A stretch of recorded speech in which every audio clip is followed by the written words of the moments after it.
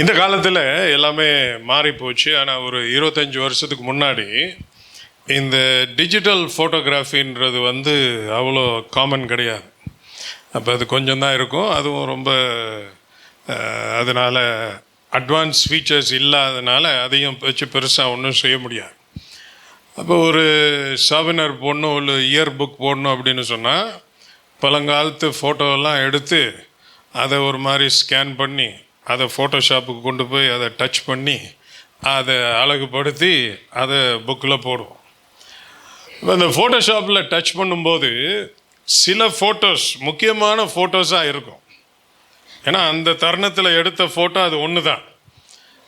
இன்றைக்கி மாதிரி லட்சக்கணக்கில் ஃபோட்டோ எடுக்க முடியாது. அன்றைக்கி ரோல் போட்டு தான் எடுக்கணும். அதனால் நிறைய நேரம் ஃபோட்டோகிராஃபர் அப்படியே நிற்பார். நம்ம தான் அவர் சொல்லணும், எடியா ஏன் எடுக்க மாட்டேறாரு. ஏன்னா 36 தான் எடுக்க முடியும், அதுக்கு மிஞ்சி இன்னொரு ரோல் போடணும். அதனால் யோசிச்சு எடுப்பேன். அப்போ இந்த ஃபோட்டோஷாப்பில் அட்ஜஸ்ட் பண்ணால் எவ்வளோ அட்ஜஸ்ட் பண்ணாலும் ஒரு லெவலுக்கு மேலே அது வரவே வராது. அதுக்கு மிஞ்சி அதை நார்மல் ஆக்கணும். அந்த லைட்டிங், பேக்ரவுண்ட் எல்லாத்தையும் கரெக்ட் பண்ணோன்னா ஒவ்வொரு ஃபோட்டோக்கும் கிட்டத்தட்ட ஒரு 6 hours to 10 hours அந்த ஒரு ஃபோட்டோ உட்காந்து கரெக்ட் பண்ணிக்கிட்டு இருக்கணும். அப்படி பண்ணாலும் சில ஃபோட்டோ தேராது, இருக்கிற மாதிரியே தான் இருக்கும். இதை யோசிச்சுட்டு இருக்கும்போது எனக்கு ஒரு ஞாபகம் வந்துச்சு. என்னன்னா, நம்ம எல்லாருமே ஏற்கனவே ஒரு மாதிரி இருந்து இப்போ வேறு மாதிரியாக மாறி இருக்கிறோம். எத்தனை பேர் நீங்கள் சொல்லுவீங்க, நான் ஒன்றுமே மாறலைங்க, அன்றைக்கி அப்படி இருந்தடோ அப்படியே தான் நான் இன்றைக்கும் இருக்கிறேன், ஆண்டவரும் அன்றைக்கி எனக்கு கொஞ்சம் தெரியும், இன்றைக்கி கொஞ்சம் தெரியும், அவ்வளோதான், நான் எதுவுமே மாறல, ஆண்டவருக்காக வாழ்க்கையை ஒப்பு கொடுக்கலன்னு அப்படியே தான் இருக்கிறேன்னு சொல்லக்கூடிய ஆட்கள் எத்தனை பேர்? இல்லை, ஏதோ ஒரு நாள் நம்ம தீர்மானித்தோம், ஆண்டவரை பின்பற்ற வேண்டும் என்று வாழ்க்கையை ஒப்பு கொடுத்தோம், அதனால தான் இங்கே உட்காந்துருக்கோம். இல்லாட்டி இன்றைக்கி செய்கிறதுக்கு நிறையா வேலை இருக்குது. ஓகே, ஸோ நம்மை ஆண்டவர் தன்னிடத்தில் கொண்டு வந்தால் இன்றைக்கி ஃபோட்டோஷாப்பு வேலை செய்யாது கிடையாது. ஆனால் நம்மை உண்டாக்குன ஆண்டவர் நம்மக்கிட்ட வேலை செய்ய முடியும். எவ்வளோ மோசமாக இருந்தாலும் கரெக்ட் பண்ணி கொண்டு வந்துடுவார். எத்தனை பேர் விசுவாசிக்கிறீங்க? ஆமென். அதனால தான் சொல்லுகிறது, நெறிந்த நாணலை முறியாதவர், மங்கி எரிகிற திரியை அணையாதவர். அது மட்டும் இல்லை, உன் பாவம் இரத்தாம்பரம் போல சிவப்பாக இருந்தாலும் அதை பஞ்சை போல இல்லாட்டி உறைந்த மலையை போல ஸ்னோ மாதிரி வெண்மையாக்குவேன் என்று சொல்லுகிறான். இன்னும் வேற என்ன சொல்லியிருக்கிறாரு? கிழக்குக்கும் மேற்குக்கும் எவ்வளவு தூரமோ அவ்வளவு தூரமாய் நம்முடைய பாவங்கள், நாம் செய்த அக்கிரமங்கள் எல்லாத்தையும் தூக்கி போட்டு இனி அது வேண்டான்னு சொல்லி நம்மை விட்டு அதை அகற்றி போடுகிறவராக இருக்கிறான். ஆனால் இந்த பழைய ஃபோட்டோஷாப் மாதிரி இல்லை, ஃபோட்டோஷாப்பில் பழைய ஃபோட்டோ மாதிரி சில நேரத்தில் இந்த ஆளுங்க மாறுறதே இல்லை. என்னதான் அட்ஜஸ்ட் பண்ணாலும், கலர் கூட்டினாலும், சேச்சுரேஷன் கூட்டினாலும், கான்ட்ராஸ்ட் கூட்டினாலும், பிரைட்னஸ் கூட்டினாலும் ஒன்றும் தேராமல் அப்படியே இருக்கிற சில ஆளுங்க இருக்கிறாங்க. தமிழில் என்ன சொல்லுவோம்? தேராத, நீங்கள் சொல்கிறது இல்லையா, தேராத கேஸ். என்ன பண்ணாலும் மாற மாட்டேங்க, அப்படியே இருக்கு. அப்படி செஞ்சு பார்த்தாச்சு, இப்படி செஞ்சு பார்த்தாச்சு. அப்போ நம்ம அமெச்சூர் எடிட்டர் தானே, சில ஃபோட்டோவை எடுத்து நமக்கு தான் முடியல, ப்ரொஃபஷனல் கிட்ட கொடுத்துருவோம், அவர் என்னவாது செஞ்சு அதை எடிட் பண்ணி கொடுத்தாருன்னா சில நேரம் தெரியும், சில நேரம் அவரும் சொல்லுவார், என் டைம் தான் வேஸ்ட், எல்லாம் செஞ்சு பார்த்துட்டேன் தேரல. இது எதுக்கு இந்த காலவேளையில் சொல்லுகிறேன்னு சொன்னால், வேதத்தில் இப்படி ஒரு நிலைமை நடந்துச்சு. உங்களுக்கு தெரியும், வேதத்தின் 2வது புத்தகத்தில் இஸ்ரவேல் தேசத்தினுடைய தோற்றத்தை குறித்து சொல்லப்பட்டிருக்கிறது. யாக்கோபுடைய குடும்பத்தார் கானான் தேசத்திலிருந்து அவங்க எகிப்துக்கு போனாங்க. ஒரு 450 வருஷம் அங்கே ஓடி போச்சு. ஓடி போனால் 70 பேராக போனவங்க பெருகி பெருகி பெருகி பெருகி ஒரு பெரிய நாடாயிட்டாங்க. அப்போ போகிறதுக்கு முன்னாடியே ஆண்டவர் சொல்லியிருந்தாரு, நீங்கள் போங்க, இதெல்லாம் வந்ததுக்கப்புறம் திருப்பி உங்களை கானான் தேசத்துக்கு நான் கொண்டு வருவேன் அப்படின்னு சொல்லியிருந்தார். ஆனால் போன இடத்துல அடிமைகளாக இருந்தாங்க. அந்த அடிமைத்தனத்திலிருந்து கர்த்தர் அவர்களை விடுவித்து வெளியிலே கொண்டு வந்து பார்வோன் கிட்ட சொன்ன காரியமே என்ன? என்னை ஆராதிக்கும்படி என் ஜனங்களை போக விடு. இவங்கெல்லாம் என்னுடைய ஜனங்கள், அவங்க என்னதான் பின்பற்றணும், நான் சொல்றபடிலாம் அவங்க நடக்கணும். அதனால நீ அவங்கள என்னிடத்துல அனுப்பிவிடு என்று சொல்லி அப்படிதான் அவங்கள கூட்டிட்டு வந்தார். கூட்டிட்டு வந்தவர், நான் ஏற்கனவே 2-3 நாளைக்கு முன்னாடி சொன்னேன், 2-3 வாரத்துக்கு முன்னாடி சொன்னேன்ல, இந்த வனாந்திரம்னா என்ன? வெறும் மணல் தான். அந்த வனாந்திரத்தின் வழியாய் கூட்டி வரும்போது அங்கே போய் பறிச்சிக்கிற மாதிரி ஒன்றும் இருக்காது. இன்றைக்கி உலகத்தில் சில இடத்துக்கு போகும்போது சில இடங்கள் இருக்குது, பெங்களூர்லேயும் இருக்குது, மற்ற இடங்களையும் இருக்குது. என்ன ஸ்ட்ராபெரியா? போ, எதெல்லாம் உனக்கு சாப்பிட முடியுமோ சாப்பிட்டுக்கோ, ஃப்ரீ, சாப்பிட்டுக்க வேண்டியது தான். சரியா? கிரேப்ஸ் இருக்கிறதுலே பெஸ்ட்டு கிரேப்ஸ், உன் வயிறு எவ்வளோ தாங்குமோ அது மாதிரி சாப்பிட்டுக்கோ. அப்போ அது அங்கே இருக்குது, சாப்பிட்றோம். ஆனால் வனாந்திரத்தில் ஒன்றுமே கிடையாது, டெசர்ட். அப்போ அதில் காப்பாற்றக்கூடிய அந்த பக்குவம், அந்த வலிமை, அந்த மனசு யாருக்கு இருக்குன்னா ஆண்டவருக்கு மாத்திரம்தான் இருக்கு. அதனால அந்த இடத்துல மன்னாவை கொண்டு போஷித்தார், காடைகளை அனுப்பி போஷித்தார். அது மாதிரி தண்ணியே இல்லாத நேரத்தில் இந்த கண்மலையில் இருந்து தண்ணீர் புறப்பட பண்ணி எல்லாருடைய தேவைகளையும் சந்தித்தார். இப்படி இந்த ஜனங்களை கூட்டிட்டு வரும்போது ஒரு குறிப்பிட்ட இடத்துக்கு வந்த உடனே, சீனாய்க்கு வந்த உடனே அவங்கள்ட்ட சில காரியங்கள் பேசினார். பேசி இப்படி தான் நீங்கள் நடக்கணும்னு ஏற்கனவே சொல்லியிருந்தார். ஆனால் அதுதான் நடக்கலை. எகிப்திலிருந்து எப்படி வந்தாங்களோ, கர்த்தர் பேர் சொல்ல கேட்டு கர்த்தர் சொல்லிட்டாருன்னு சொல்லி வந்தாங்க.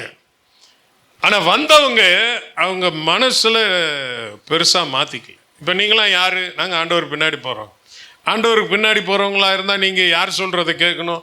ஆண்டவர் சொல்கிறதான் கேட்கணும். ஆனால் அதை தான் கேட்கல. ஸோ முதலாவது ஒரு சில வசனங்களை நாம் வாசிப்போம். யாத்திராகமம் 20ஆம் அதிகாரம் முதல் 3 வசனங்களை வாசிப்போம். எக்ஸடஸ் 20:1-3.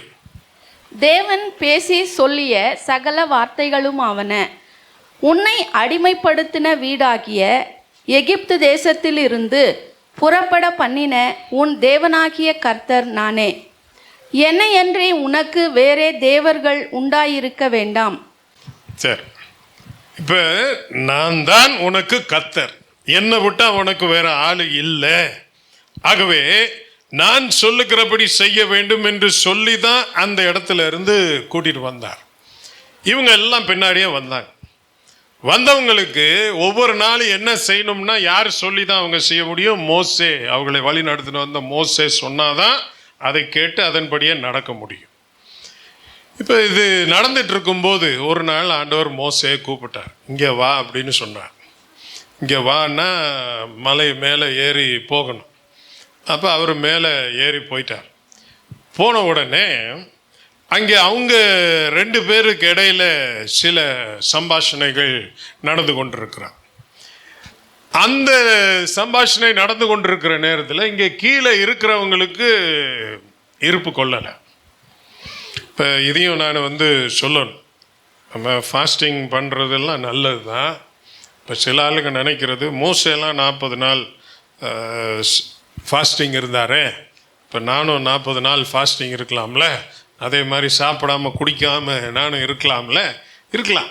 அவர் 40 நாள் கழித்து உயிரோடு இருந்தார். நீங்கள் 4 நாள் வேணால் உயிரோடு இருப்பீங்க, அதுக்கு மேலே இருக்க மாட்டீங்க. ஓகே, ஏன்னா அவர் எங்கே இருந்தார்? அவரை யார் கூப்பிட்டது? அவர் கூப்பிட்டு அவர் கூட போய் இருந்தீங்கன்னா 40 நாளில் 80 நாளும் இருக்கலாம். ஆனால் நீங்களா செட்டப் பண்ணிக்கிட்டு நான் மோசே மாதிரி ஆகணும்னா 4 நாள் தான் உங்களுக்கு கதை முடிஞ்சிடும். சரியா? அதனால் நம்ம உடம்பு எவ்வளோ தாங்குன்னு நமக்கு தெரியும்.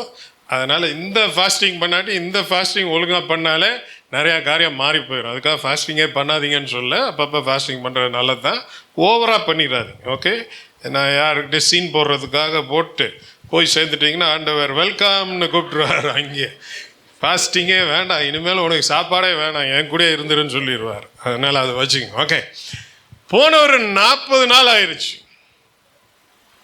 இப்போ நான் முதலே சொன்னேன், இந்த குடும்பம் எகிப்துக்கு போய் எத்தனை வருஷம் ஆச்சு? கிட்டத்தட்ட 450 வருஷம். எத்தனை வருஷம்னு எக்ஸாக்ட் 450 வருஷம்னு அப்படி வச்சுக்கோமே ஒரு பேச்சுக்கு. 450 வருஷம் அந்த நாட்டில் தான் இருந்தான், அடிமையா இருந்தான், வேலை செஞ்சான், கஷ்டப்பட்டான். இப்ப வேலையே செய்யாம சாப்பாடு கிடைக்குது. இப்ப செய்யற வேலை என்னன்னா போய் சாப்பாடை பிக்கப் பண்றது தான், வேற ஒரு வேலை கிடையாது. இத்தனை நாள் பேசாம இருந்த ஆளுக்கு இப்ப இதை பார்த்துட்டு 4 நாள் ஆச்சு, 10 நாள் ஆச்சு, 10 நாள் ஆச்சு, ஓய்வின்னு சொல்லி ஒரு பெரிய பதட்டம் ஆயிடுச்சு. அதுக்கு முக்கியமான காரணம் என்னன்னா வெயிட் பண்ண முடியல.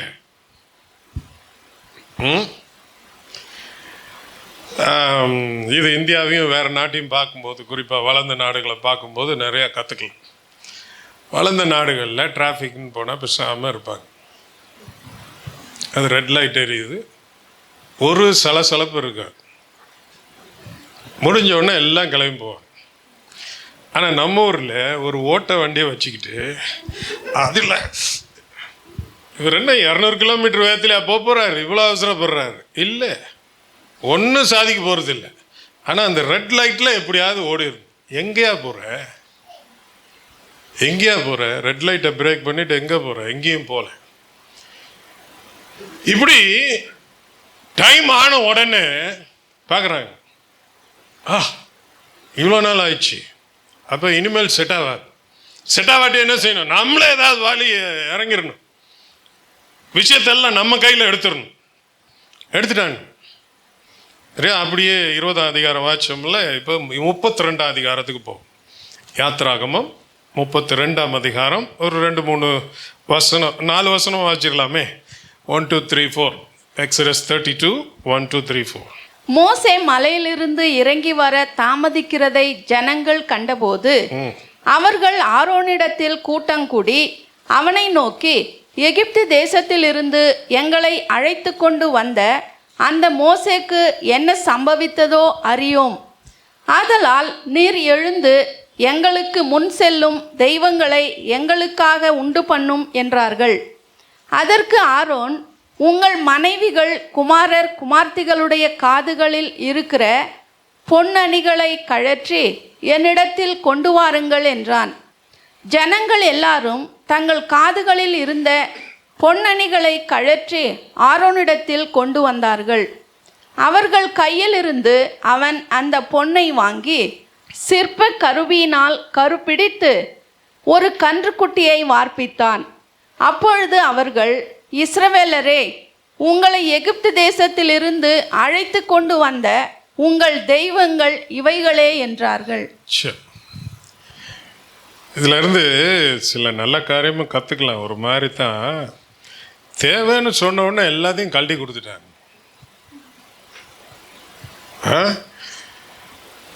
நான் சர்ச்சில் சில நேரம் அப்படி ஒரு காணிக்கை எடுத்திருக்கிறேன். எதனாலும் கொடுக்குற ஒரு காணிக்கை, ஒரு பெட்டியை வச்சுட்டு எதெல்லாம் இதுக்குள்ளே போட முடியுமோ போடுங்க, கழுத்தில், காதில், மூக்கில், கையில் இருக்கிறது எல்லாத்தையும் போடுங்க. ஆண்டவருடைய ஊழியத்துக்கு தேவை, ஒரு கட்டடம் கட்டணும், ஒரு புதுசாக ஊழியம் ஆரம்பிக்கணும்னு ஜனங்களும் கொடுத்துருக்குறாங்க. அப்போ இந்த ஜனங்கள் கேட்ட உடனே எப்படி கொடுத்துட்டாங்க பாருங்க. அந்த விஷயத்தில் அவங்கள்ட்ட இருந்து பழகணும், சரியா? ஆனால் கூட்டிகிட்டு வந்தது மோசே. இப்போ மோசையை காணோம். நம்ம ஒன்று ரெடி பண்ணி இதுதான் எங்களை கூட்டிகிட்டு வந்துச்சு, இதுதான் எங்களை நடத்த போகுதுன்னு சொல்லிட்டு கதையே மாத்துறாங்க. எத்தனை நாளில்? 40 நாளில். இந்த 40 நாளில் மோசே அங்கே ஆண்டவர்கிட்ட பேசிட்டு இருக்கிறார். ஆனால் பேசி முடிக்கிற வரைக்கும் இவங்களால வெயிட் பண்ண முடியல. நிறைய காரியங்கள் இதில் போகலாம், நமக்கு நேரம் அதிகம் இல்லை. அப்போ நான் இதை எதுக்கு சொல்லுகிறேன் அப்படின்னா, இன்னைக்கு இருக்கிற உலகத்தில் மக்களுக்கு இல்லாத ஒரு பழக்கம் என்று சொன்னால் காத்திருப்பது தான்.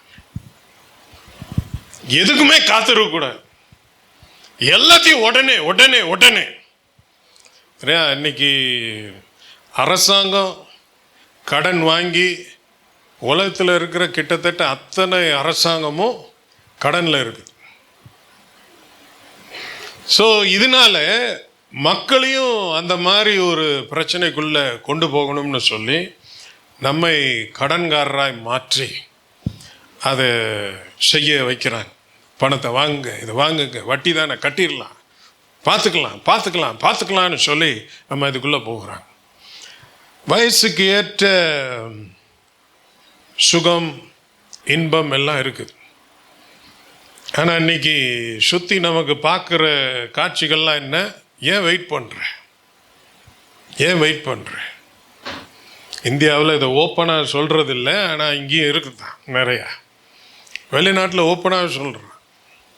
எதுக்காக வெயிட் பண்ணக்கூடாது? ஏதாவது ஒன்று நினைச்சா செஞ்சிடணும், அனுபவிச்சிடணும். இது என்ன போக்கு அப்படின்னு சொன்னா, நான் மாறிவிட்டேன் என்று சொல்லி வந்திருக்கிறவர் நான் மாறவே இல்லை. என்னை பார்த்து ஏமாந்துடாதீங்க. நான் ஒரு பழைய வாழ்க்கை வாழ்ந்தேன், இப்போ வேற குரூப் கிட்ட சேர்ந்துட்டேன். ஆனால் நான் அதே ஆள் தான். நான் எந்த குரூப்பை விட்டுட்டு வந்தேனோ அவங்க என்னெல்லாம் செய்வாங்களோ அதையும் நானும் செய்வேன் அப்படிங்கிற ஒரு மனப்போக்கு.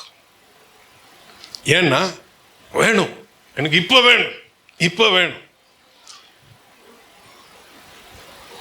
ஆண்டவர் உண்மையிலே நமக்கு உதவி செய்யும். ஸோ இன்னைக்கு அவ்விதமான ஒரு குழப்பத்துக்குள்ளே போய் கொண்டிருக்கிற ஒவ்வொருவரையும் கர்த்தர் தொடணும்.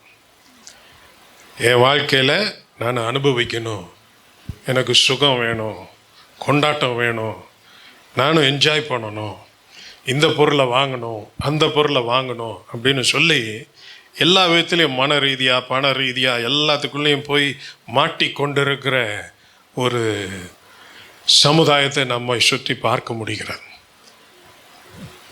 இந்த காரியம் நடக்கும்போது ஆண்டவர் இங்கே மோசையோட டீல் பண்ணிட்டு இருக்கிற நேரத்தில் அதையும் பார்க்குறார்.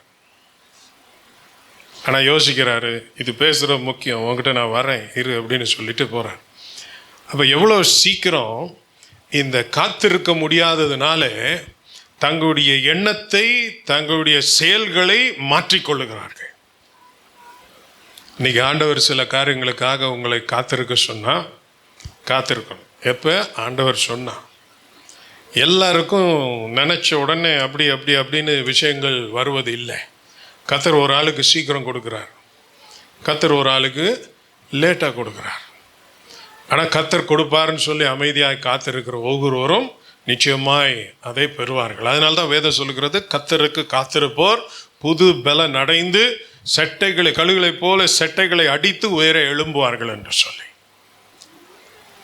இன்னைக்கு உங்களையே கேட்டு பாருங்க, சந்தோஷமா இருக்கணுன்றதுக்காக. அடா இதுக்கெல்லாம் ஆண்டவர்கிட்ட கேட்கக்கூடாதுங்க. அவர்கிட்ட கேட்டால் அவர் நோ சொல்லிடுவார். இந்த விஷயத்துக்குள்ள எல்லாம் ஆண்டவருடைய பேரை கொண்டு வரக்கூடாது. இது எனக்கு சந்தோஷத்தை கொடுக்கிறது, அதனால அதெல்லாம் விட்டுட்டு என் இஷ்டத்துக்கு தான் நான் செய்வேன்னு சொல்லுகிற ஒரு வழியில போய் கொண்டிருந்தா அது நிச்சயமா நமக்கு நன்மையாய் முடியாது. அப்ப மோசே வருவதற்கு லேட் ஆச்சு. அப்ப எதிர்காலம் என்ன ஆறுது? ஏய், நீயாவா இங்க வந்த? இல்லை, அவர் தான் கூப்பிட்டு வந்தார். மோசே தானாவா உன்னை கூட்டிட்டு வந்தாரு? இல்லை. அப்ப யாரு கூப்பிட்டு வந்தா? கர்த்தர் கூப்பிட்டு வந்தாரு. சரி, மோசே செத்தே போனான்னு வச்சுக்கோ, வேற ஒரு ஆளை வச்சு உன்னை ஆண்டவர் நடத்த முடியாதா? போன விஷயம் என்ன ஆகுன்னு கேட்கறதற்கு நீ கொஞ்ச நேரம் காத்திருக்க கூடாதா? என்ன ஆண்டவர் எவ்வளவு காரியம் அதுக்கு முன்னாடி செஞ்சிருந்தார். எகிப்தியரிடத்துல ஒரு வார்த்தை எதிர்த்து பேச முடியாது, அங்கிருந்து வெளியே கொண்டு வந்தார். சிவந்த சமுத்திரம் இருந்துச்சு, அதை கடக்கவே முடியாது, அதை திறந்தார். சாப்பாடு இல்லாத நேரத்தில் வானத்தில இருந்து சாப்பாடு கொட்டினார்.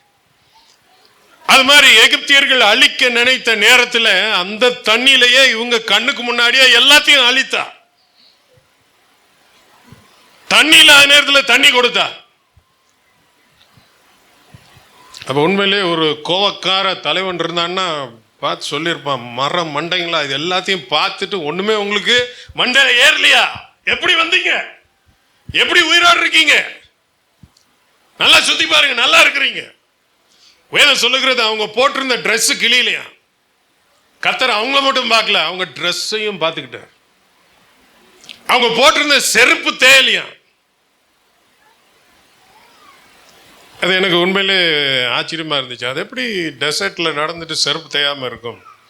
அப்போ இந்த முறை இந்த டியூன் பேஷிங் போன டைமில் தான் பார்த்தா அந்த மணலில் டயர் போகும்போது தண்ணி ஊற்றி க்ளீன் பண்ணால் கூட அவ்வளோ க்ளீனாக இருக்காது.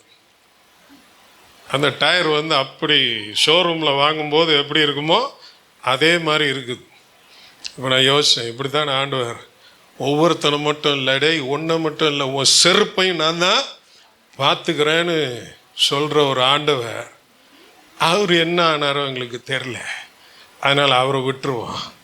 நம்மளே சூப்பராக ஒரு கண்ணுக்குட்டியை செட் பண்ணி அந்த கண்ணுக்குட்டியை பார்த்து சொல்லிடுவான், நீ தான் என்னை கொண்டு வந்த அப்படின்னு.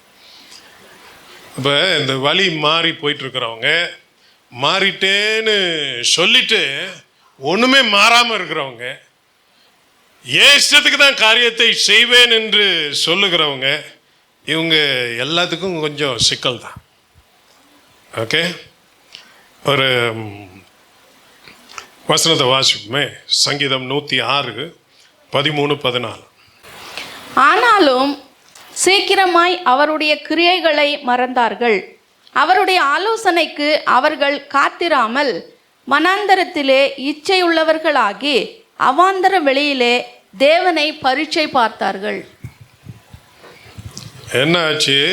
அவர் செஞ்சது எல்லாத்தையும் மறந்துட்டாங்க. நம்ம லைஃப் ஆண்டவருடைய கையில் தான்.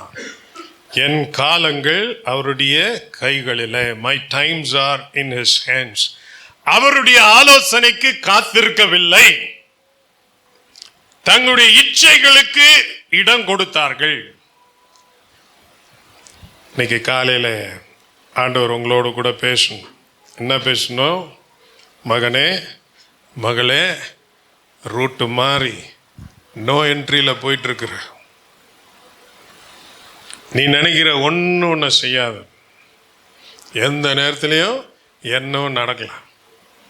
உஷாராய்க்கோ. பழைய வாழ்க்கையை விட்டுரு. இந்த ஆசை மோகம், இதை எடுக்கணும் அதை எடுக்கணும், குறுக்கு வழி, இந்த எல்லாத்தையும் விட்டுரு. கர்த்தர் உன்னை காத்திருக்க சொன்னால் காத்திரு. கர்த்தர் உனக்கு பெஸ்ட்டை கொடுப்பார். நான் அவசரப்பட்டு கடனை வாங்கி உன்னையே பிரச்சனைக்குள்ளே ஆக்கி பெரிய பிரச்சனைக்குள்ளே போகாத. வாழ்க்கையில் சுகபோகம் அனுபவிக்கணும்னு சொல்லி குறுக்கு வழி தேடாத. உன்னை சந்தோஷப்படுத்துகிற விஷயங்கள் நிறையா இருக்கலாம். அதனால தான் வேதம் சொல்லுது, ஏன்னா மனுஷருக்கு செம்மையாய் தோன்றுகிற வழிகள் உண்டு, அவர்கள் முடிகளோ மரண வழிகள் என்று சொல்லி. சரியா? ரெண்டாவது, இந்த கண்ணுக்குட்டியை வச்சாச்சு. இந்த கண்ணுக்குட்டியை வச்சது ஒரு பக்கம். இந்த கண்ணுக்குட்டியை வச்சுட்டு அதை தெய்வம்னு அழைக்கிறாங்க. இதுதாங்க, இதுதான் இதுதான். எப்படி ஒரு தடவை ரூட் மாறிட்டா நம்மை வழி நடத்துகிற அத்தனை காரியங்களும் மறந்து போயிடுது. ரூட்டு மாறுறது ஒரு விஷயம், ஆனால் இந்த மறந்து போயிடுறோம் பார்த்தீங்களா, அது இன்னும் பெரிய விஷயம். என்ன மறக்கிறது? நான் ஒரு நாளில் என் வாழ்க்கை போகிற வழி சரியில்லை, என் பேச்சு சரியில்லை, என் சிந்தனை சரியில்லை, நான் செய்கிற காரியங்களெல்லாம் சரியில்லை, இப்படி இருந்தால் நான் நிம்மதியாக இருக்க முடியல அப்படின்னு சொல்லி எல்லாத்தையும் விட்டுட்டு ஆண்டவர்கிட்ட வந்து, ஆண்டவரே நீங்கள் தான் சொல்லி ஏற்று என் வாழ்க்கையே உங்களுடைய கையில் ஒப்பு கொடுக்குறேன்னு கொடுக்கும்போது ஆண்டவர் நமக்கு ஒரு சமாதானத்தை கொடுத்தார்ல. இங்கே வந்துட்டு பாக்கெட்லலாம் ஒன்றும் மாற்றம் வரல, ஆனால் இருதயத்துக்குள்ளே ஒரு மாற்றம் வந்து சந்தோஷமாக போனோம்ல. ஒரு நம்பிக்கை வந்துச்சு, என்னை உண்டாக்குனவர் எனக்குள்ளே இருக்கிறார், வானத்தையும் பூமியும் உண்டாக்குன சர்வ வல்லவரிடத்திலிருந்து எனக்கு ஒத்தாசை வரும், அவர் என்னை நடத்துவார், எனக்குள்ள இயேசு இருக்கிறார்னு சொல்லி அவ்வளோ சந்தோஷமாக போனோம்ல. அந்த ஃபைலே டெலிட்டட். அப்படி ஒன்று நடக்காத மாதிரி இருக்கிறான். அந்த ஃபைல் டெலிட் ஆச்சுன்னா சில நேரம் ரிட்ரீவ் பண்ணுறது கஷ்டம். யோசிச்சு பார்த்தாலும் ஆண்டவர்கிட்ட அவ்வளோ அன்பாக நான் இருந்தேனே, அவ்வளோ நான் ஜெபிச்சேனே அப்படிங்கும்போது நீங்கள் உங்களுடைய ஓன் எஃபர்ட்டில் அந்த மெமரியை திருப்பி வந்து அதே மாதிரி பரவசம் அடைய பாருங்க. அது நீங்கள் உண்டாக்கிக்கிறதா இருந்தால் ஆண்டவர் சொல்லுவார், நீங்கள் எப்பெல்லாம் வேணுமோ அதை உண்டாக்கிங்கன்னு சொல்லிடுவார். இல்லை, சமாதானம் அங்கேருந்து வந்தால் தான் உள்ளே நிற்கும். அதனால தான் ஏசு சொன்னார், என்னுடைய சமாதானத்தையே உங்களுக்கு கொடுத்து போகிறேன், உலகம் கொடுக்குற பிரகாரம் இல்லை, நான் கொடுக்கிறது. என்ன சந்தோஷம், மகிழ்ச்சி அவருடைய சமூகத்திலிருந்து புறப்பட்டு வருகிறது. இது நம்ம மேனுஃபேக்சர் பண்ணிக்கிறது இல்லை. அதனால நம்ம நினைச்ச நேரம்லாம் ஆண்டவர்களை வந்து சந்தோஷமா இருந்துட்டு அதுக்கப்புறம் போய் வேற இடத்துலயும் சந்தோஷமா இருக்குன்னா இப்படி மாறி மாறி போட்டுக்கிறதுக்கு முடியாது. ஸோ பெரிய டேஞ்சர் என்ன, நமக்கு ஏற்ற ரட்சிப்பின் அனுபவம் மறந்து போகும். நிறைய பேருக்கு மறந்துருச்சு. நான் ஆண்டவருக்கு ஒப்பு கொடுத்த நாள், ஆமால எங்கேயோ தானே ஏதோ சர்ச்சுக்கு போனேன்ல, எந்த சர்ச்சு, எப்போ, எந்த மீட்டிங், என்ன நடந்துச்சு, ஆண்டவர் உங்ககிட்ட என்ன பேசினார், ஒன்றுமே இல்லை. எப்படி அவனால் இருக்க முடியும்? எப்படிமா இருக்க முடியும்? அதுதான் வாழ்க்கை. அதை விட்டு விலகி போயிட்டோம்னா இந்த பக்கம் என்ன இருக்குதுன்னே தெரியாது. அதனால இவன் வந்து கேட்குறான். இவனிடத்துல வந்த உடனே ஆரோன் என்ன சொல்லியிருக்கணும், இப்போ உண்மையிலேயே நீங்கள் மோசையுடைய பிரதராக இருந்தால் போன ஆளை காணும் அப்படின்னு சொன்ன உடனே உங்கள் ஃபர்ஸ்ட் ரியாக்ஷன் என்ன இருக்கும் சொல்லுங்க. நல்லா ஆள் அனுப்புகிறோம், நான் போகிறேன், கூட வேணா யாராவது வாங்க. ஏன்னா காணாம போனது யாரு? என்னுடைய தம்பி. என்னுடைய தம்பி காணா போயிட்டான்னு சொல்லிட்டு நீங்க சொல்லும் போது அப்படியா, சரி ஓகே நம்ம பார்ப்போம் அப்படின்னா கோளாறு. என்ன ஆச்சு? மறந்துருச்சு. ஆரோனே பார்வோனுக்கு முன்னாடி நின்னது மறந்துருச்சா? அத்தனை வாதைகள் ஆண்டவர் செஞ்சாரே, மறந்துருச்சா? மறந்துருச்சு, மறந்துருச்சு. அப்படின்னா அந்த கூட்டத்தோடு சேர்ந்து இப்போ அவனும் என்ன செய்கிறான், அது ஓகே அதை டெலீட் பண்ணிடுவான், அடுத்ததை பார்ப்போம்னு சொல்லி வெக்கமே இல்லாமல் அவங்கள்ட்ட கேட்குறான், எல்லாத்தையும் கொண்டு வாங்க, கொண்டு வாங்க. உண்மையிலே நீங்கள் மோசையா இருந்து இதை ஒரு வீடியோவாக பார்த்துட்டு இருக்கிறீங்கன்னா எப்படி இருக்கும் உங்களுக்கு? தனியாக அவனை கூப்பிட்டு போய், ஏண்டா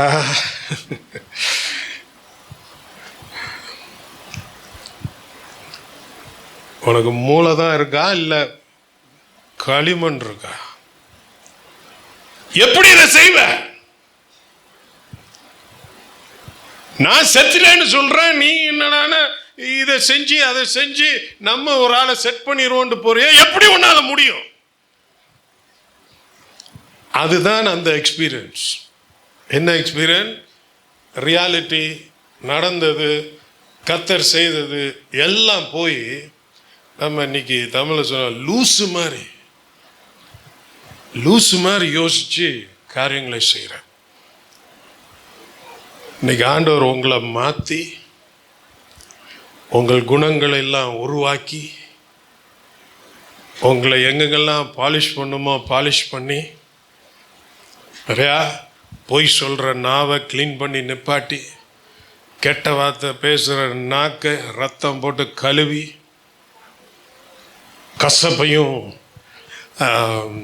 வெறுப்பையும் உள்ளுக்குள்ளே வச்சிட்டு இருக்கிற ஆளை, இந்த நாய்க்கு உண்ணி வந்துச்சுன்னா ஒன்று ஒன்றா எடுத்து எடுத்து கிருஷ்ணாயில் போடுவாங்க, அந்த மாதிரி இருக்கிற எல்லாத்தையும் எடுத்து எடுத்து போட்டா,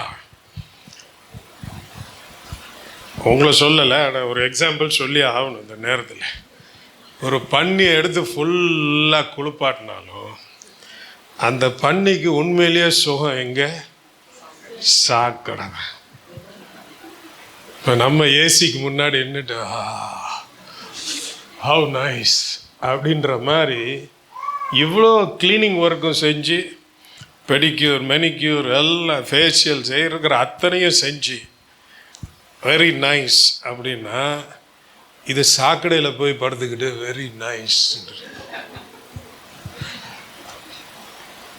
என்னப்பா என்னப்பா, இன்னைக்கு கண்ணாடி முன்னாடி கொஞ்சம் போய் நில்லுங்க, சொல்லுங்க, இந்த நாக்கு கர்த்தருக்குரியது, இந்த மண்டைக்குள்ள இருக்கிற மூளை கர்த்தருக்குரியது, இந்த இருதயம் கர்த்தருக்குரியது, இந்த கை காலு கர்த்தருக்குரியது, இந்த கண்ணு கர்த்தருக்குரியது.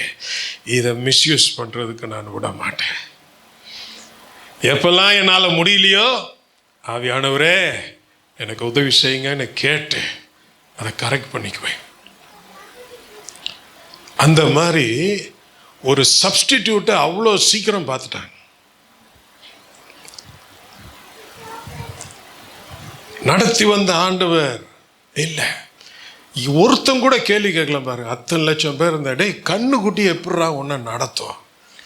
சரி, உயிரோடு இருக்கிற கண்ணுக்குட்டினால அது பாட்டுக்கு நடந்து போகும். இந்த கண்ணுக்குட்டி நடக்கும் நடக்காது, நம்ம தான்றா அதை தூக்கணும். அது எப்படி நமக்கு வழிகாட்டியாய் மாற முடியும்? சப்ஸ்டியூட். ஸோ இன்னைக்கு வாழ்க்கை நம்முடைய கையில எடுத்து நான் இப்படி பேசினாலும் இட்ஸ் ஓகே அப்படின்னு சொல்றோம் பார்த்தீங்களா, அதான் சப்ஸ்டியூட். நான் இப்படிலாம் செஞ்சா கூட பரவாயில்ல, நான் இப்படிலாம் யோசிச்சாலும் பரவாயில்ல, பிளஷர் தேடி நான் இப்படிலாம் போனாலும் பரவாயில்ல, தட்ஸ் ஓகே தட்ஸ் ஓகே அப்படின்னு சொல்லி இது எதெல்லாம் சேர்த்து வைக்கிறோமோ அதுதான் சப்ஸ்டியூட். எத்தனை சப்ஸ்டியூட் வச்சிருக்கிறீங்க? அவருக்கு சப்ஸ்டியூட்டே கிடையாது. அதனால தான் சொன்னார், என்னை விட்டுட்டு உனக்கு யாரும் இருக்கக்கூடாது. இன்னைக்கு இயேசு நம்மளை பார்த்து சொல்றார், உனக்காக உயிரை கொடுத்தது யாரு? அவருக்காக உயிரை கொடுக்க வாய்ப்பு இருந்தும் ஒருத்தனும் கொடுக்கல. அவரே சொன்னார், மேய்ப்பன் அடிக்கப்படும் போது ஆடெல்லாம் என்ன செய்யுமா? செதறி போயிடும். ஆடெல்லாம் சுத்தி நின்றுட்டு மேய்ப்பனை தொட விட மாட்டேன்னு நிக்கல. அதுல போயிட்டு வந்தவர் தான் சொல்றார், விட்டுட்டு ஓடுறதெல்லாம் எனக்கு தெரியும், நான் விட்டுட்டு ஓடுற ஆள் இல்லை. ஆடுகளுக்காக தன் ஜீவனை கொடுக்கிறான். சிநேகனுக்காக தன் ஜீவனை கொடுக்கிற அன்பை காட்டிலும் மேலான அன்பு இல்லை. அப்படி கொடுத்த நான், நீ என்னடானா வேற எங்கேயோ படுத்துக்கிட்டு ஹவு நைஸ் இருக்கிற. சப்ஸ்டியூட். சப்ஸ்டியூட். உங்க வாழ்க்கையில் எதெல்லாம் சப்ஸ்டியூட் ஆக்கிட்டீங்க? கர்த்தர் நாளில் நமக்கு உதவி செய்யணும். இது செய்யும் போதாவது அவன் கையை கூசி இருக்கணும்ல.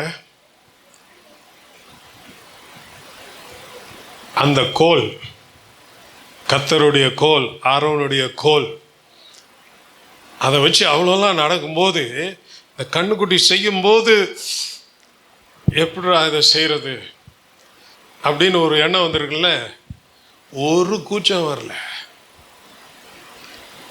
இன்னைக்கு பாவம் செய்கிற ஆளு கூச்சம் வரல அப்படின்னா சம்திங் சீரியஸ்லி ராங். இங்கே உடனே ஆண்டவருடைய ஐசியூக்கு வரணும். இன்னைக்கு அவங்களே கேட்டு பாருங்க, இவ்வளோ பேச்சு பேசுகிறோம், இவ்வளோ செய்கிறோம், இவ்வளோ பண்ணுறோம், எல்லா கூத்தும் பண்ணுறோம், நல்லா தானே இருக்கிறோம், ஒன்றும் ஆகலையே. சும்மா இப்படிலாம் ஆனால் ஆண்டவர் செய்வார், போவார், நிப்பாட்டுவார், அடிப்பாருன்னு சபிப்பாருன்னெலாம் கதை கொடுத்தாங்க. இது எல்லாத்தையும் செஞ்சுட்டு நான் நல்லா தானே இருக்கிறேன்.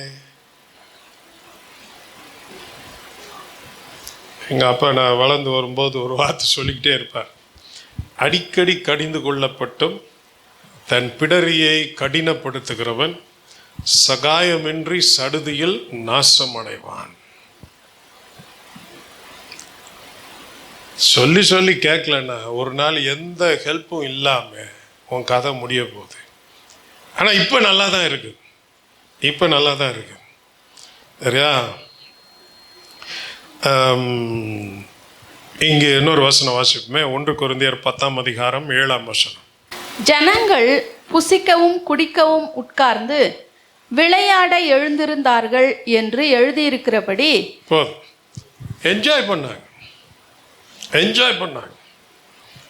ஒருத்தன் என்ஜாய் பண்ண மட்டும் இல்லை, இன்னும் கோச்சியும் சேர்த்துட்டு இது ரொம்ப நல்லா இருக்குண்ணா, இப்படியே இருப்போம், இதில் ஒரு பிரச்சனை இல்லை, இப்படி பேர் மெயின்டைன் பண்ணிக்கலாம், இப்படி லைஃப் மெயின்டைன் பண்ணிக்கலாம். சர்ச்சில் அட்டெண்டன்ஸ் போட்டுக்கலாம், எல்லா இடத்துக்கும் போய் அதையும் என்ஜாய் பண்ணிக்கலாம். இதுவும் உண்டு அதுவும் உண்டு அப்படின்னு ஜாலியாக விளாட்னாங்க. ஆனால் இயேசு புதிய ஏற்பாட்டில் அவர் சொல்லும்போது ஒரு காரியம் சொல்கிறார். லூக்கா 6ஆம் அதிகாரம் 46ஆம் வசனம். ஆண்டவரே ஆண்டவரே என்று நீங்கள் சொல்லியும் நான் சொல்லுகிறபடி நீங்கள் செய்யாமல் போகிறது என்ன? பேர் மட்டும் நல்லா கூப்பிட்டுறேன். ஆண்டவரே, கர்த்தாவே, பரலோக பிதாவே, என் தெய்வமே, இதெல்லாம் நல்லா தான் இருக்கு. ஆனால் உள்ளுக்குள்ள ஒரு மேட்ரும் இல்லை, ஒரு மேட்ரு இல்லை. யாரை ஏமாத்துறேன், யாரை ஏமாத்துறேன்? கர்த்தர் அந்த நாளில் கேட்குறான். இவன் அந்த கண்ணுக்குட்டியை பிரதிஷ்டை பண்ணுகிறான், அந்த கண்ணுக்குட்டியை பிரதிஷ்டை பண்ணுகிறான். இன்னைக்கு நம்முடைய பழக்க வழக்கங்கள் சில நேரம் திசை மாறி போகிற நேரத்தில் அதை சரின்னு சொல்லி நியாயப்படுத்துகிற ஒரு நிலைக்கு வந்துட்டோம்னா நம்முடைய சரிவு உறுதி உறுதி. அன்னைக்கு ஆரோனை கொண்டு அந்த காரியம்தான் ஜனங்கள் செய்ய வச்சாங்க, அவங்களும் செஞ்சிட்டாங்க. கடைசியாக இதெல்லாம் பார்த்துட்டு மோசே வந்து அதை தாங்க முடியாமல் சில விளக்கமெல்லாம் கேட்குறார். சரியா? அதை தூக்கி போட்டு உடைச்சிட்டாரு, அது ஒரு பக்கம். ஸோ அந்த 32ஆம் அதிகாரத்திலேயே 21 24 வரைக்கும் வாசிப்போம். எக்ஸodus 32, 21 to 24. பின்பு மோசே ஆரோனை நோக்கி, நீ இந்த ஜனங்கள் மேல் இந்த பெரும் பாதகத்தை சுமக்கிறதற்கு இவர்கள் உனக்கு என்ன செய்தார்கள் என்றான். அதற்கு ஆரோன், என் ஆண்டவனுக்கு கோபம் மூளாதிருப்பதாக, இது பொல்லாத ஜனம் என்று நீர் அறிந்திருக்கிறீர். இவர்கள் என்னை நோக்கி, எங்களுக்கு முன் செல்லும் தெய்வங்களை எங்களுக்கு உண்டு பண்ணும், எகிப்து தேசத்திலிருந்து எங்களை அழைத்து கொண்டு வந்த அந்த மோசேக்கு என்ன சம்பவித்ததோ அறியோம் என்றார்கள். அப்பொழுது நான், பொன்னுடைமை உடையவர்கள் எவர்களோ அவர்கள் அதை கழற்றி தர கடவர்கள் என்றேன்.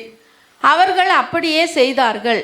அதை அக்னியிலே போட்டேன், அதிலிருந்து இந்த கன்றுக்குட்டி வந்தது என்றான். கிண்டர் கார்டன் புல்ல கூட நம்பாது.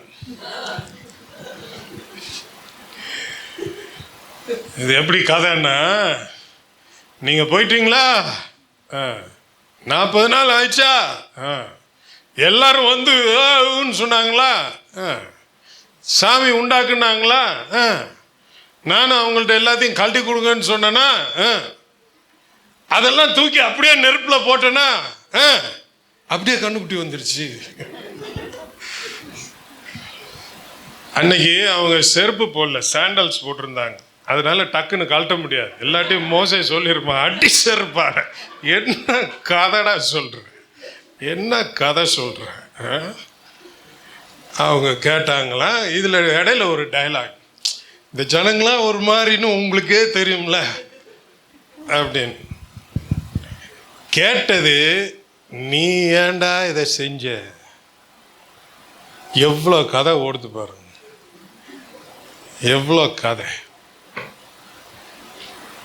மனம் திரும்புதல் இல்லை. இன்னைக்கு நம்ம ஒரு லைன்ல போகும்போது ஆண்டவரும் எப்படிலாம் ஸ்டாப் பண்ணுமோ ஸ்டாப் பண்றார். வேண்டாம், சரி நான் உன்னை ஒரு பிரேக் அமுத்தி ஒரு ஸ்லோ பண்றேன். எதுக்குன்னா, நான் போகிற ரூட்டு தப்புன்னு நமக்கே தெரியணுன்றதுக்காக. அப்படி சொன்னால் ஒரே வழி என்னன்னா, கையை தட்டு, மன்னிச்சிருங்க ஆண்டவரே, என் பேச்சு சுத்தம் இல்லை, என் ஆட்டிடியூட் சரியில்லை, நான் சபைக்கு வர்ற நோக்கம் சரியில்லை, நான் தாழ்மையை கடைபிடிக்க வேண்டிய நேரத்தில் நான் யார் தெரியுமான்னு சொல்கிற ஒரு எண்ணத்தில் இருக்கிறேன். சபையின் வளர்ச்சிக்கு நான் கை கொடுக்கறத விட பிடிச்சி இழுக்கிறதுக்கு தான் சில நேரம் நான் செய்கிறேன். சாரி அப்படின்னா, தன் பாவத்தை மறைக்கிறவன் வாழ்வடைய மாட்டான், அவைகளை விட்டு விடுகிறவனோ, அறிக்கையிட்டு விட்டு விடுகிறவனோ இரக்கம் பெறுவான். அப்படி எப்படி ஆளா வந்தாலும் இங்கிருந்து போகும்போது எப்படி போகணும்? இரக்கம் பெற்றவர்களாய் போகணும். இந்த கதையை நம்புவான்னு சொன்னானா என்ன நினைச்சு சொல்றான்? ஒரு கரப்ட் மேனுடைய சிந்தனை எப்படி இருக்குன்றதுக்கு இது ஒரு எக்ஸாம்பிள். ஒரு லாஜிக்கே இல்லை. என்ன நடந்துச்சு?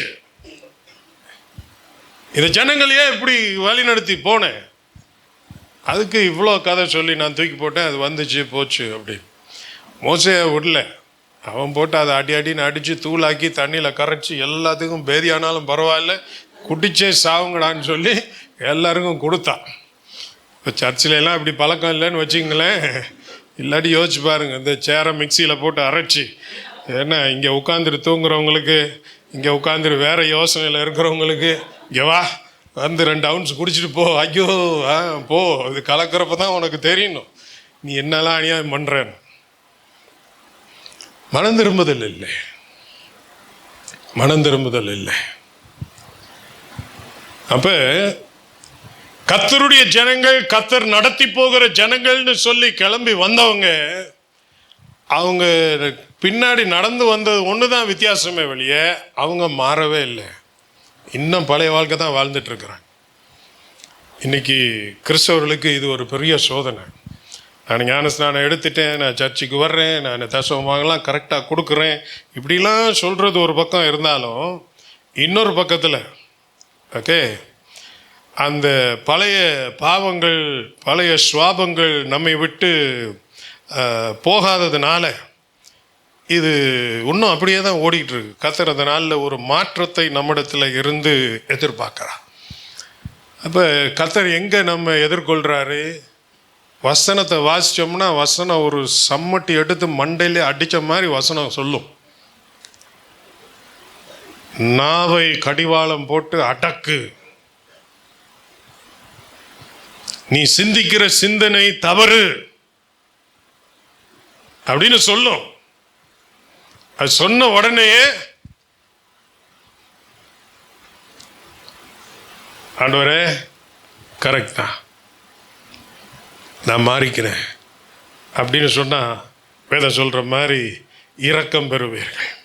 ஓகே, அந்த வசனத்தையும் வாசிக்கிறோமே, நீதிமொழிகள் 28:13, Proverbs 28:13.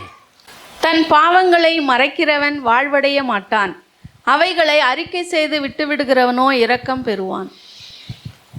இன்னைக்கு எத்தனை பேருக்கு இரக்கம் வேணும்? எத்தனை பேருக்கு ஜாலி வேணும்? யார் ஜாலியாக இருக்கிறவன்? அவன் ஜாலியாக இருக்க மாட்டான். இந்த ஆண்டவரை விட்டுட்டு ஒருத்தன் ஜாலியாக இருக்கணும்னா எல்லாரும் தான் ஆண்டவரை விட்டுட்டு போயிடலாமே.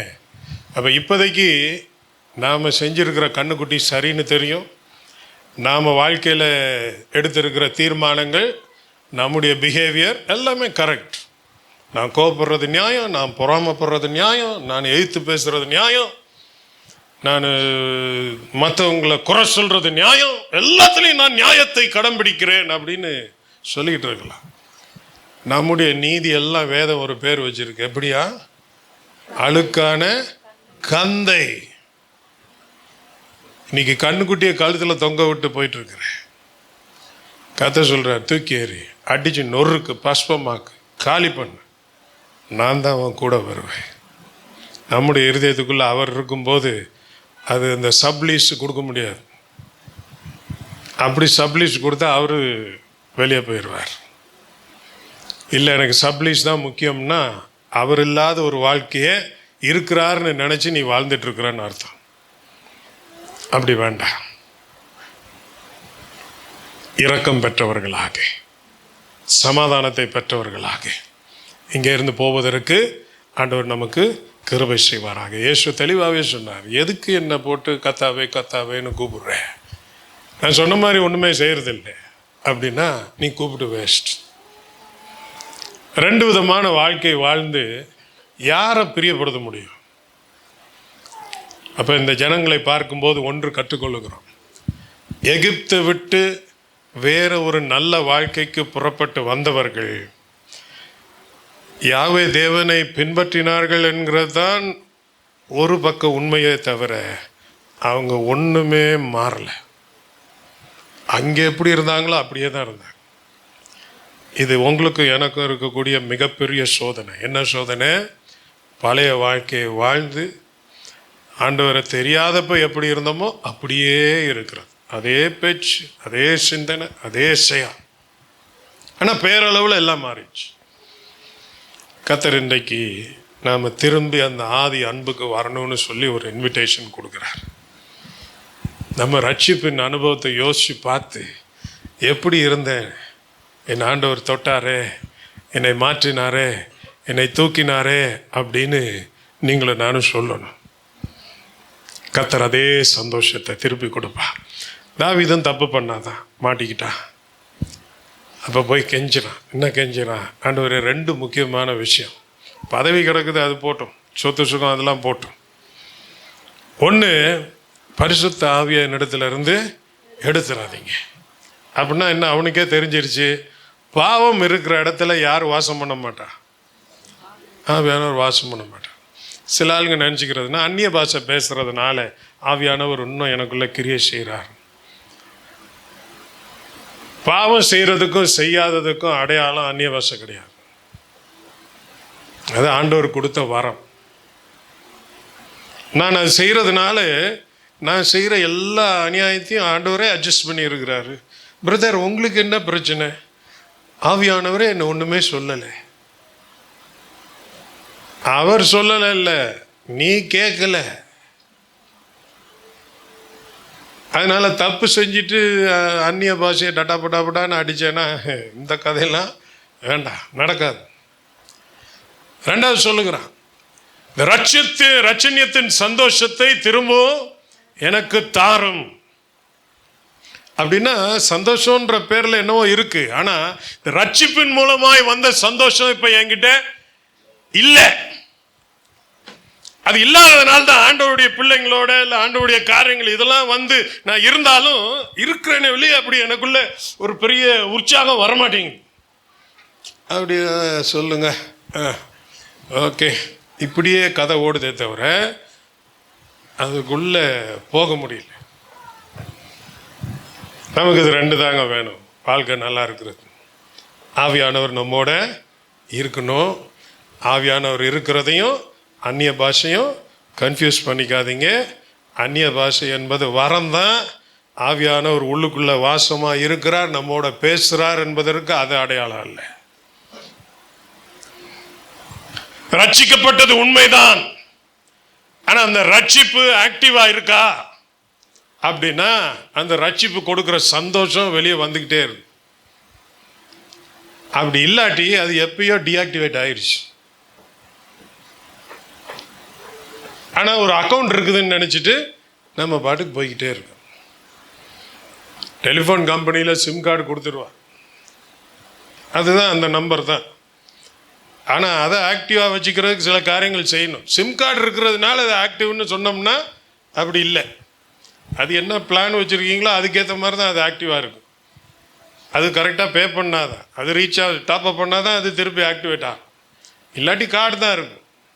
ஃபோன்லேயும் நல்லா போட்டுக்கலாம், அது உண்மையிலே கார்டு தான், வேலை செய்யாது. நம்ம ரட்சிப்பு வேலை செய்யணும். அதனால் வரக்கூடிய சகல நன்மைகளும் கிடைக்கணும். நம்ம வாழ்க்கையில் போகிற தடுமாற்றங்களுக்குள்ள நமக்கு ஒரு தைரியத்தை கொடுக்கணும்.